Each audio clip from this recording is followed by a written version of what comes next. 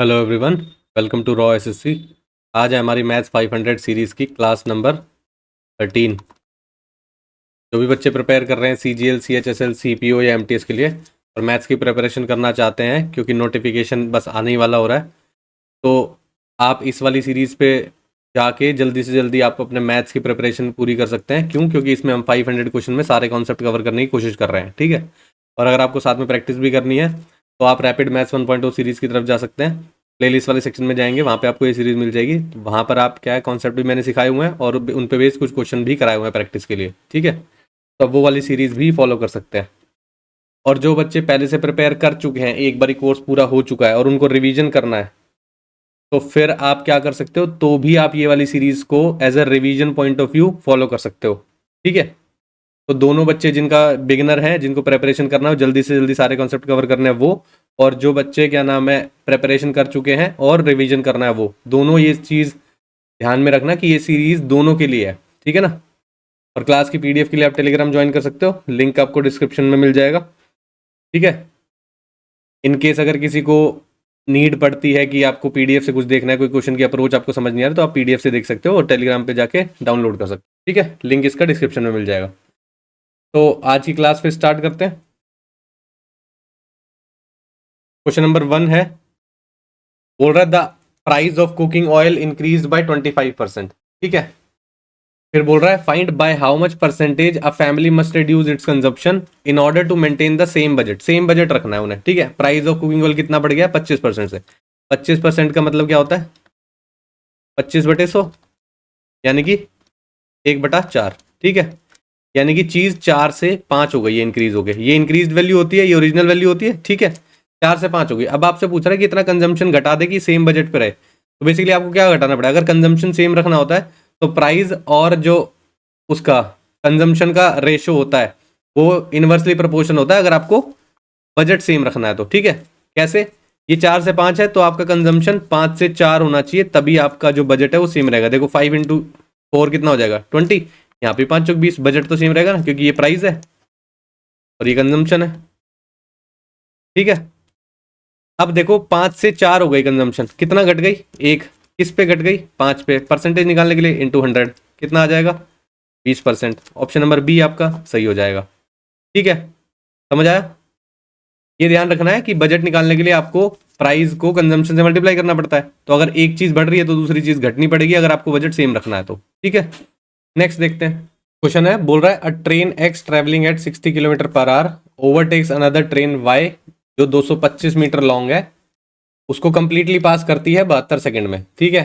बोल रहा है if the train had been going in opposite direction they would have passed each other in 18 seconds, ठीक है। The length of X and the speed of Y निकालनी है आपको। तो जो जो चीज़ें गिवन है उसके हिसाब से पहले एक इक्वेशन बना लेते हैं, है ना। पहले तो बोल रहा है कि सेम डायरेक्शन में चल रही है, सेम डायरेक्शन में चल रही है तो रिलेटिव स्पीड क्या हो जाती है? माइनस हो जाती है। अगर ऑपोजिट डायरेक्शन में चलती हैं इस तरह से उस तरह से, तो रिलेटिव स्पीड प्लस हो जाती है। तो पहले क्या कर रहा है? सेम डायरेक्शन में चल रहा है, ओवरटेक कर रहा है ना, ठीक है। तो कितना डिस्टेंस ट्रैवल करना है उसको? भाई दोनों ट्रेन की लेंथ के बराबर आपको डिस्टेंस ट्रैवल करना पड़ेगा। ट्रेन एक्स की लेंथ मान लेते हैं एल, ठीक है। ये तो डिस्टेंस ट्रैवल करना पड़ेगा और स्पीड कितनी हो जाएगी? 60 - x। अगर आप इसकी स्पीड को x मान लेते हो, ट्रेन की x स्पीड x km/h, ठीक है। ये अब कितना टाइम लग रहा है? 72 सेकंड का टाइम लग रहा है, ठीक है। डिस्टेंस अपॉन स्पीड कितना लग रहा है? 72 सेकंड।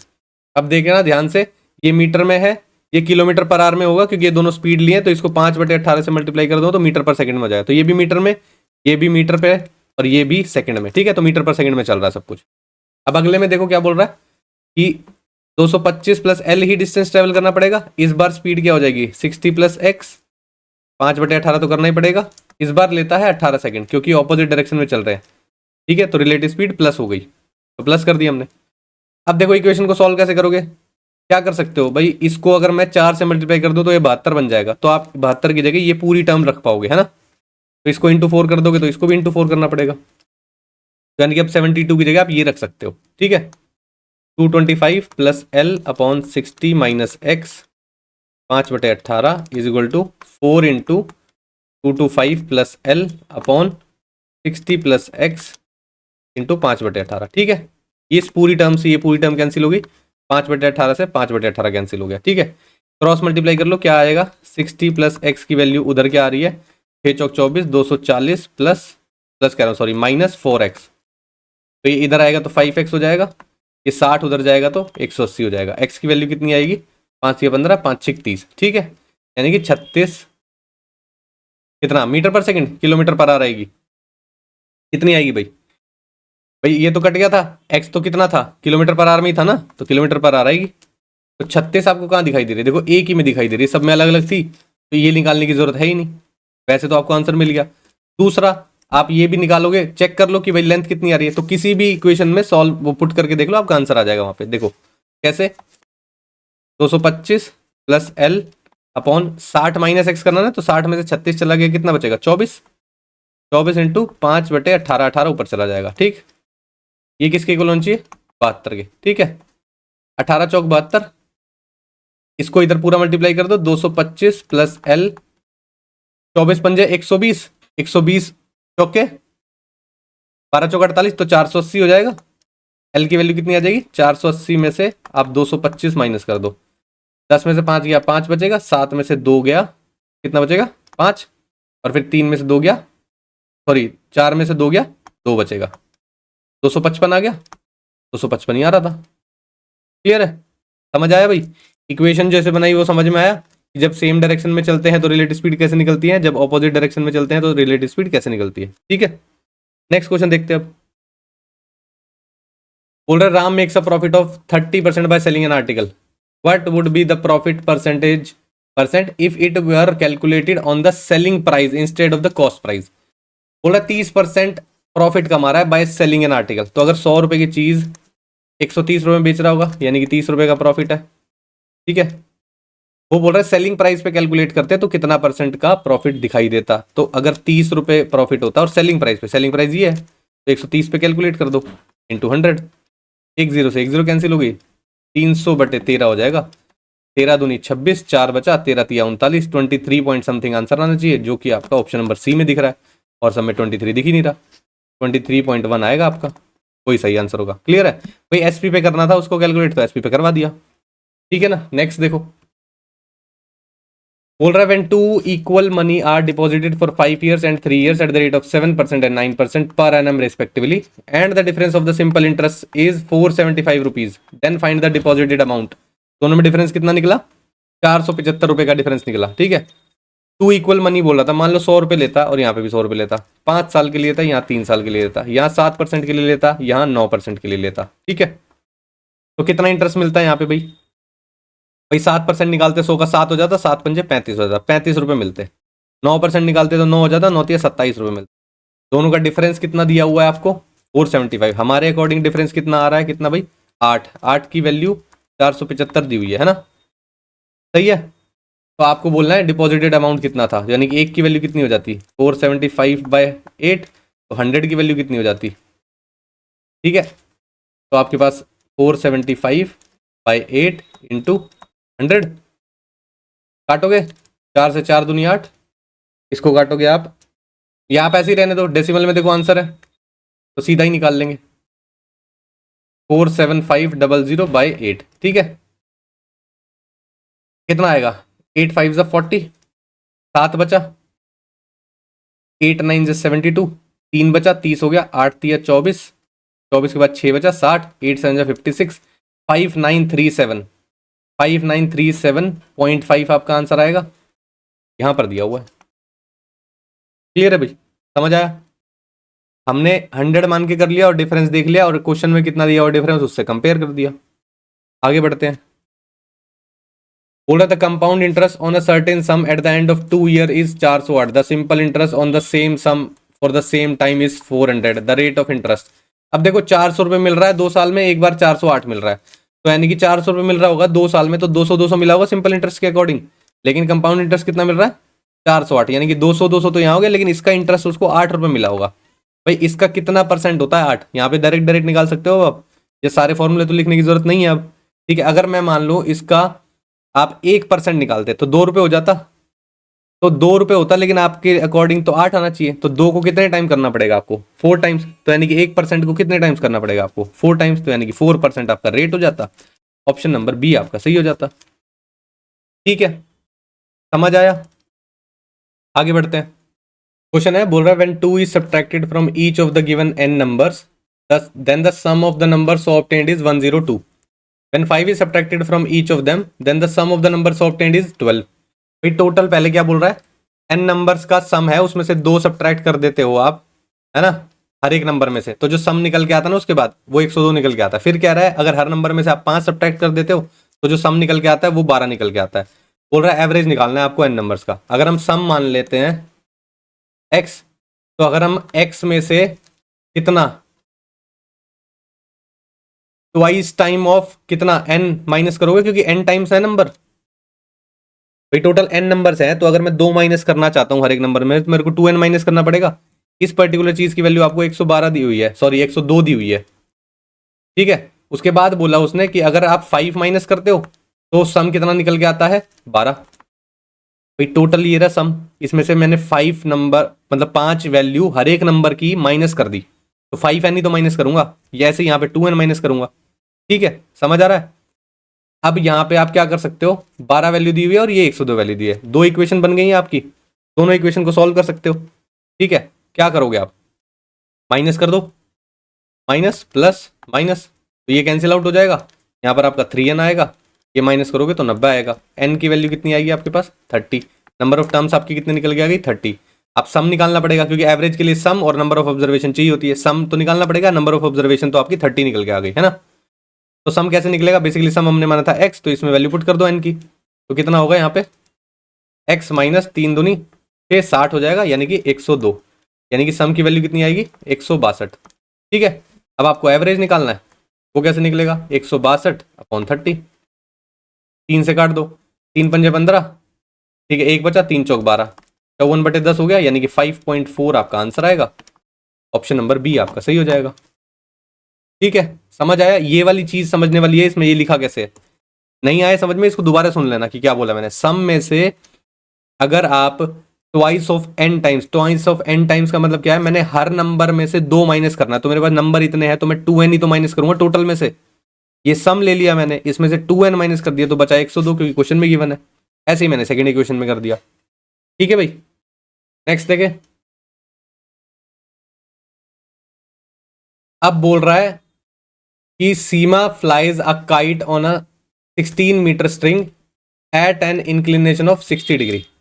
16 मीटर का स्ट्रिंग है, एंगल ऑफ इंक्लिनेशन 60 डिग्री दिया हुआ है, हाइट निकालनी है अबव द ग्राउंड की. ठीक है, तो यानी कि इसकी वैल्यू निकालनी है आपको, एक्स की वैल्यू.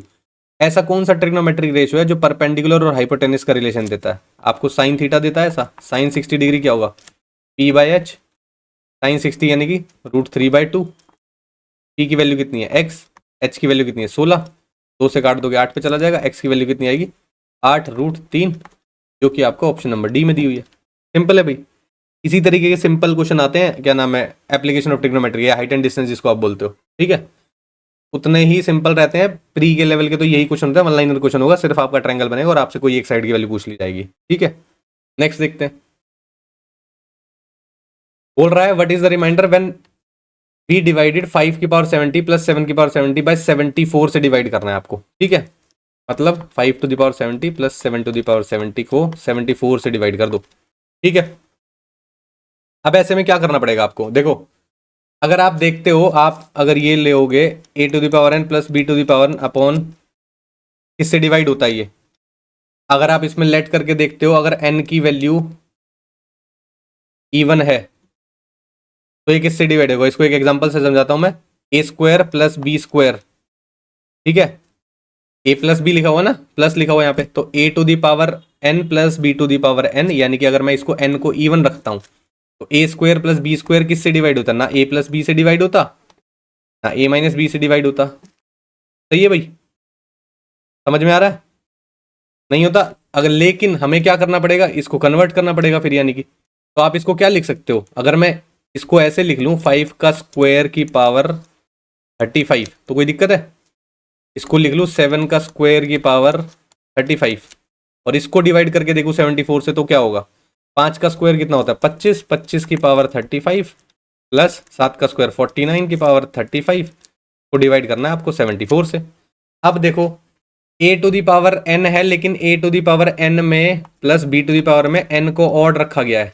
ठीक है, एन को ऑड रखते हैं तो मतलब क्या है, A to the power 3 plus B to the power 3। अगर इस फॉर्मूले को आप देखते हो तो ये ए प्लस बी से डिवाइड होता है। फॉर्मूला आइडेंटिटी जो भी आप कहो उसको, तो आपने पढ़ा हुआ है वो, ए प्लस बी से डिवाइड होगा। तो ए प्लस बी क्या है, ए ये रहा आपका और बी ये रहा, यानी कि 25 प्लस 49 क्या होगा, कितना हो रहा है, 4 2 6 7 74, यानी कि ये 74 से डिवाइड होगा, यानी कि ए प्लस बी से डिवाइड हो रहा है, क्योंकि आइडेंटिटी हमें बताती है। हमें यही पूछ रहा था कि 74 से डिवाइड होगा तो रिमाइंडर कितना बचाएगा। जब एग्जैक्टली डिवाइड हो रहा है तो रिमाइंडर कितना आना चाहिए, 0। वही आपका आंसर होगा, ऑप्शन नंबर बी सही हो जाएगा। समझ आया भाई? ये ध्यान से देखना है, ये आइडेंटिटीज के थ्रू आप याद रखो। बच्चे क्या कंफ्यूज होते हैं, देखो मैं बताता हूँ। A to the power N plus B to the power N अगर एन ऑड हो, A to the power N plus B to the power N अगर एन इवन हो, A to the power N minus B to the power N अगर N odd हो, A to the power N minus B to the power N अगर N even हो। ये चार चीजें पूछी जाती है ना। इसमें बस आपको ये ध्यान रखना है कि अगर प्लस की बात कर रहा है, और ये तो इसको एक एग्जांपल से याद रखोगे कि A to the power 3 plus B to the power 3, इसकी आइडेंटिटी आपको याद है तो आपको याद आ जाएगा किससे डिवाइड होगा, ए प्लस बी से होगा या ए माइनस बी से होगा, है ना। तो बेसिकली ये किससे होता है, ए प्लस बी से। ठीक है, अगर A to the power N plus B to the power N, यानी कि ये बन जाएगा A square plus B square, ये किससे होता है, ए प्लस बी से भी नहीं होता और ए माइनस बी से भी नहीं होता। यहाँ देखो, एन ऑड हो, A to the power 3 minus B to the power 3 किससे डिवाइड होगा, ये ए माइनस बी से डिवाइड होगा, ए प्लस बी से नहीं होगा, है ना, क्योंकि इसको जब फॉर्मूले खोलते हैं तो ए माइनस बी बाहर कॉमन आता है। ये देखो, ए स्क्वायर माइनस बी स्क्वायर बन जाएगा ये, तो यानी कि ये ए प्लस बी से भी डिवाइड होगा और ए माइनस बी से भी डिवाइड होगा। इस तरीके से याद रख सकते हो। ठीक है, इसमें बाइनोमियल घुसाने की कोई जरूरत नहीं है, लेकिन एक एग्जाम्पल के साथ याद रखोगे तो आपको आसान पड़ेगा, कि आपको ये देखने में आसानी होगी ये किससे डिवाइड हो रहा है। ठीक है, बच्चे कंफ्यूज हो जाते हैं ए प्लस बी ए माइनस बी में, बार बार बार बार याद नहीं रह पाता है ना, क्योंकि पावर ऑड है, पावर इवन है, बीच में प्लस लगा हुआ है, बीच में माइनस लगा हुआ है, तो इसको एक एग्जाम्पल से ऐसे याद रख लो। ठीक है, नेक्स्ट देखते हैं। ये देखो क्वेश्चन नंबर है 9, in the given figure P A is a tangent, ये टेंजेंट दी हुई है from an external point P to the circle with centre O. P O B की वैल्यू दी हुई है 110, पी ओ बी ये वैल्यू दी हुई है 110। Then measure of A P O, A P O इसकी वैल्यू निकालनी है आपको। ठीक है, ये तो 90 डिग्री होगा, क्योंकि टेंजेंट सर्कल के सेंटर के साथ जो लाइन होती है उसके साथ 90 डिग्री का एंगल बनाती है। ये 110 है तो ये वाली एंगल कितनी हो जाएगी, 70। 9 और 7 16 हो गया, 160 हो गया। तो ट्रायंगल का सम कितना होता है सारे एंगल्स का, 180 डिग्री। 160 तो यहाँ चला गया, तो ये कितना बचेगा, 20 डिग्री, जो कि ऑप्शन नंबर सी में दिया हुआ है। क्लियर भाई, आसान है। याद रखने वाली क्या चीज़ है, टेंजेंट सर्कल के सेंटर के साथ जो लाइन होती है उसके साथ 90 डिग्री का एंगल बनाता है, ये वाली चीज़ याद रखने की है इसमें। नेक्स्ट देखते हैं अब। क्वेश्चन है, बोला Ram and Shyam can complete a task in इतना और इतने दिन में। They work together for 4 days and then Ram leaves, Ram चला जाता है। In how many days after Ram leaves will Shyam complete the remaining task alone. जो रिमेनिंग काम है वो शाम कितने दिन में खत्म कर देगा, ये आपको बताना है। ठीक है, राम कितने दिन में करता है, कहती 18, 18 2 20, 20/3 दिन में काम करता है। ठीक है, शाम करता है 15 दिन में काम।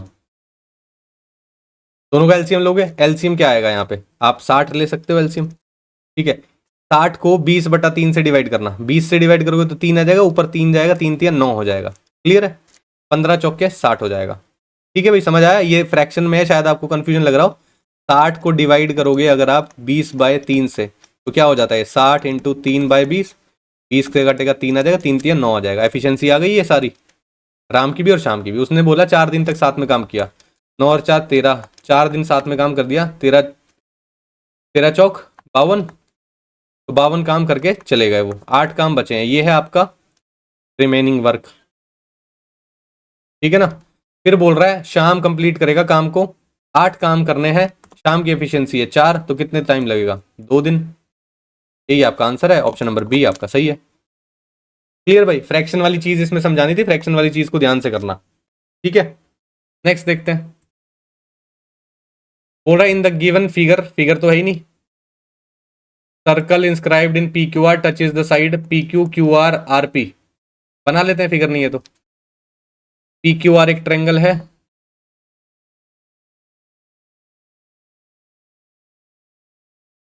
एक सर्कल है, उसके अंदर जो टच कर रहा है सारी साइड को, P Q Q R R P को, पी क्यू को कर रहा है एस पे, क्यू आर को कर रहा है टी पे, और पी आर को कर रहा है या आर पी को कर रहा है यू पे। ठीक है, पी क्यू की वैल्यू दी हुई है आपको 15, यहाँ से यहाँ तक 15 है। क्यू आर की वैल्यू दी हुई है 10, ये दी हुई है 12। आपसे पूछा है P S Q S, sorry P S Q T और R U, P S Q T और आर यू। अगर इसको आप x मान लोगे तो ये 15 माइनस एक्स हो जाएगी, ये भी 15 माइनस एक्स हो जाएगी। क्यों? क्योंकि ये एक पॉइंट से एज अ टेंजेंट एक्ट करेगी। एक ही पॉइंट से सर्कल पे एक टेंजेंट ड्रॉ कर दी जाती है दो, तो दोनों की लेंथ इक्वल होती है, ये याद रखना है। अब ये टोटल 10 थी, 15 माइनस एक्स इधर चलेगी तो बचा कितना? 10 माइनस 15 प्लस एक्स बचा, तो यानी कि x माइनस 5 बच गया ये। तो यानी कि इसकी लेंथ कितनी है? x माइनस 5, तो ये भी x माइनस 5। ये कितना बचेगा? 12 माइनस एक्स प्लस 5। ठीक है, तो कितना बचा? 12 और 5 17, 17 माइनस एक्स, इसकी वैल्यू कितनी आ गई? 17 माइनस एक्स। ठीक है, अब ये 17 माइनस एक्स किसके बराबर होना चाहिए? x के बराबर होना चाहिए, क्योंकि ये तो एक पॉइंट से जा रही है। x की वैल्यू किसके इक्वल आई? 17 माइनस एक्स। एक्स इधर आ जाएगा तो ये 2x हो जाएगा, इसकी वैल्यू 17 है, x की वैल्यू कितनी निकल के आएगी? 8.5। ठीक है, यानी कि पी एस की वैल्यू आपकी 8.5 आ गई। तो कहां पर है 8.5? एक ही ऑप्शन में दी हुई है, यही आंसर होगा। दूसरा देखना है तो आपको क्यू टी निकालनी थी, तो क्यू टी ये रहा।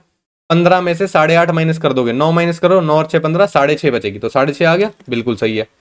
आर यू की वैल्यू एक्स में से 5 माइनस करना है, तो 8.5 में से 5 माइनस करोगे तो 3.5 ही तो बचेगा। क्लियर है? हो गया भाई, समझ में आया? नेक्स्ट देखते हैं। ए प्लस बी की वैल्यू दी हुई है, ए बी की वैल्यू दी हुई है, इसकी वैल्यू निकालनी है। क्या होता है इसका formula? A plus B, A square plus B square minus A B. इसका एक और वर्जन होता है ए प्लस बी।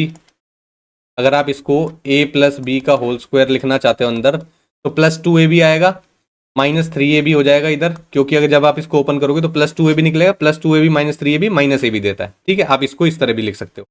ए प्लस बी की वैल्यू कितनी दी हुई है आपको? 12, ब्रैकेट इसको करोगे 12 का स्क्वायर 144 माइनस 3ab 17 इंटू 3। ठीक है, 12। अब ये भी देख सकते हो आप, 12 का मल्टीपल होना चाहिए, है ना? ठीक है, उस तरीके से बच्चे देखते हैं, लेकिन पूरा सॉल्व कर लेते हैं, क्या फर्क पड़ रहा है? 144, 17 तिया 51, 12 को मल्टीप्लाई करोगे किससे? 44 तो यहाँ चला गया, 7 और माइनस करना है तो यानी कि 93 बचेगा। 12 तिया 36, 3 क्या गया? 12 निम में 108, 108 और 3 111, 1116 आपका आंसर होगा। ऑप्शन नंबर ए सही हो जाएगा। ठीक है, दूसरा ये भी देख सकते थे, ये 12 का मल्टीपल है तो 3 और 4 का मल्टीपल भी होगा। ये किसी किसी क्वेश्चन में देख सकते हो, मैं रेकमेंड नहीं करूंगा आप हर क्वेश्चन में इसी तरीके की अप्रोच करना स्टार्ट कर दो, क्योंकि जब ये यूज नहीं होती ना तो फिर आपकी जनरल अप्रोच में प्रॉब्लम आनी शुरू हो जाती है। ठीक है, तो 3 और आप 4 का मल्टीपल देखोगे 6 7 8, ये नहीं हो सकता था। 6 6 12 13 14, ये भी नहीं हो सकता था, 3 का मल्टीपल नहीं है। 3 2 5 6 7, ये भी नहीं हो सकता, तो यही बचा हुआ था। 16 से दिख रहा है 4 का मल्टीपल है, 6 7 8 9, 9 से दिख रहा है 3 का मल्टीपल है। ठीक है, इस तरीके से भी देख सकते थे, पहले से भी दिख रहा है, क्योंकि ए प्लस बी आता है इसका कॉमन, बार अंदर कुछ भी चल रहा हो तो ए प्लस बी का मल्टीपल निकलेगा, यानी कि 12 का मल्टीपल होगा। वैसे भी देख सकते हो। आगे बढ़ते हैं। बोल रहा है what is the area of the sector of a circle, radius इतना है, सेंट्रल एंगल कितना है। एरिया ऑफ सेक्टर का फॉर्मूला लिखो पहले, थीटा अपॉन 360 इंटू, एरिया की बात कर रहा है तो पाई आर स्क्वायर होगा, अगर लेंथ ऑफ आर्क की बात कर रहा है तो 2 पाई आर हो जाता। ठीक है, थीटा कितना है? 45 डिग्री, 360 डिग्री इंटू पाई की वैल्यू 22/7 रखनी है, आर स्क्वायर यानी कि 14 इंटू 14। ठीक है, 7 दूनी 14, 9 पंजे 45, 9 चौक 36, 40 हो गया, 5 अट्ठे 40। ठीक है, 2 से काटोगे ये 4 पे चला गया, 4 को काट दोगे यहाँ 11 आ जाएगा, यहाँ 7 आ जाएगा, 11 सत्ते 77 सेंटीमीटर स्क्वायर आपका आंसर हो जाएगा। ऑप्शन नंबर बी आपका सही हो जाएगा। ठीक है, फॉर्मूला समझने वाली बात है, ये फॉर्मूला याद रखना है आपको, एरिया ऑफ सेक्टर कैसे निकलता है। एरिया ऑफ सेक्टर बेसिकली करने वाली बात ये है, सर्कल के एक पोर्शन को एरिया ऑफ सेक्टर बोलते हैं। ठीक है, ये थीटा होता है जो कि दिया हुआ है आपको 45 डिग्री, रेडियस ये 14 बोल रहा है, यहाँ से यहाँ तक की लेंथ 14 होती है। ठीक है, जो क्वेश्चन में दी हुई है, आपको इसका एरिया निकालना होता है बेसिकली, ये जो पोर्शन है। ठीक है, इसको बोलते हैं एरिया ऑफ सेक्टर। ये बड़ा भी हो सकता है, छोटा भी हो सकता है, कोई फर्क नहीं पड़ रहा। कंप्लीट सर्कल होता है, एरिया ऑफ सर्कल बोल देते हैं उसको। नेक्स्ट देखते हैं। क्वेश्चन है, बोल रहा है if tan theta minus 5 root sec theta plus 12 cot theta की वैल्यू 0 दी हुई है, थीटा की वैल्यू लाई कर रही है 0 से 90 डिग्री के बीच में, आपको बताना है cosec theta plus sec theta की वैल्यू क्या होगी। अब इस क्वेश्चन में देखो, जब तीनों ट्रिग्नोमेट्रिक फंक्शन है, 0 से 90 डिग्री के बीच में वैल्यू है, तो आप वैल्यू पुटिंग करके देख सकते हो। ठीक है, चांसेस हैं कि आपको वैल्यू पुटिंग से ही यहाँ पे वैल्यू 0 आ जाए आपकी। अब देखो कैसे पता चलेगा कि 0 आएगी। 45 डिग्री अगर आप रखते हो ना तो 10 ये 6 बन जाएगा, ये 12 बन जाएगा, 12 6 18, ये नहीं बनेगा 18 क्योंकि √3 रहेगा ही रहेगा, है ना, क्योंकि सेक थीटा में 45 डिग्री करोगे तो √2 आता है, √3 नहीं आता, तो 45 तो नहीं हो सकता। 60 डिग्री पुट करके देख लें एक बारी, 6 √3 हो जाएगा, tan 60 डिग्री √3 होता है, -5 √3, सेक 60 डिग्री की बात करा तो वो 2 होता है, प्लस 12 cot 60 डिग्री होता है 1/√3। हो गया। अब देखो क्या हो रहा है, ये बेसिकली आपका हो जाएगा 6 √3 और ये हो जाएगा माइनस का 10 √3, है ना, तो यानी कि माइनस का 4 √3 बचेगा यहाँ पे, प्लस 12/√3। एलसीएम लोगे, ये √3 इधर जाके मल्टीप्लाई हो जाएगा, 4 3 12 हो जाएगा, माइनस का 12 प्लस 12 अपॉन √3, तो 12 से 12 0 हो गया, यानी कि 0 वैल्यू आ गई आपकी, यानी कि सेटिस्फाई कर रहा है थीटा की वैल्यू 60 डिग्री पे। यहाँ पर पुट कर दो, कोसेक 60 डिग्री कितना होता है, साइन 60 होता है √3/2, तो ये होगा 2/√3, प्लस सेक 60 डिग्री कितना होता है, यानी कि cos 60 डिग्री निकालना पड़ेगा 1/2 और उसका उल्टा जाएगा 2। कॉमन लेके एलसीएम ले लो, 1 प्लस √3 आएगा अपॉन √3 हो जाएगा, 2 कॉमन ले लिया और √3 का एलसीएम ले लिया मैंने। ठीक है, नीचे रूट नहीं छोड़ सकते तो मल्टीप्लाई करेगा ऊपर नीचे, तो 2 1 प्लस √3 अपॉन √3 इंटू √3, ऊपर भी करेंगे √3। ठीक है, √3 3 हो जाएगा, तो आपके पास क्या बचेगा, 2/3 यहाँ आएगा, इस √3 को अंदर मल्टीप्लाई कर दो, √3 प्लस ये 3 हो जाएगा, 2/3 ब्रैकेट √3 प्लस 3 कहाँ दिया हुआ है, ऑप्शन डी में दिया हुआ है ना। ठीक है भाई, समझ आया। अब इतना बड़ा क्वेश्चन दिख रहा था, इसको क्वाड्रेटिक इक्वेशन से सॉल्व करने लगते या आप कोई भी ट्रिग्नोमेट्रिक फंक्शन चेंज करते तो भी आंसर आ जाएंगे, कोई दिक्कत वाली बात नहीं है, लेकिन जब आपको इस तरह से दिख रहा है तो एक बार ट्राई किया करो या वैल्यू पुटिंग कर लो। ठीक है, वहां से थीटा की वैल्यू डायरेक्ट निकल सकती है। नेक्स्ट देखते हैं, बोल रहा है the volume of spheres A and B are in the ratio this, if the sum of the radii A and B is 36, then the surface area of A, surface area of A पूछा है आपसे, है ना। Volume of sphere दिया हुआ है इस ratio में, यानी कि 4/3 pi R cube upon 4/3 pi R cube, ये R1 मान लो या R2 मान लो, इसका रेशियो दिया हुआ है 125/64। ठीक है, 4/3 पाई से 4/3 भी कैंसिल आउट हो गया, क्यूब रूट लेना है तो यानी कि R1/R2 का रेशियो कितना आएगा आपका, इसका क्यूब रूट लोगे तो 5, इसका क्यूब रूट लोगे तो 4, तो 5 और 4 है, रेशियो की टर्म्स में 5 और 4 है, यानी कि इन दोनों का सम कितना होगा 9। क्वेश्चन में कितना दिया हुआ है 36, एक की वैल्यू कितनी होगी 4, तो यानी कि 5 चौक 20 हो गया रेडियस 1, 4 चौक 16 हो गया रेडियस 2। सरफेस एरिया ऑफ ए की बात करिए तो ए वाला ये था, हमने R1 माना हुआ है और ये बी है। ठीक है, ए का सरफेस एरिया निकालोगे आप, सरफेस एरिया ऑफ स्फेयर क्या होता है 4πr²। ठीक है, 4 इंटू पाई R² कितना है, यानी कि 20, 20 का स्क्वायर 400, यानी कि 400 को 4 से मल्टीप्लाई करोगे 1600, 1600 पाई आपका आंसर आना चाहिए, ऑप्शन नंबर सी आपका सही हो जाएगा। क्लियर है भाई, समझ आया। इसको लिख लेना, ये सरफेस एरिया ऑफ स्फेयर होता है।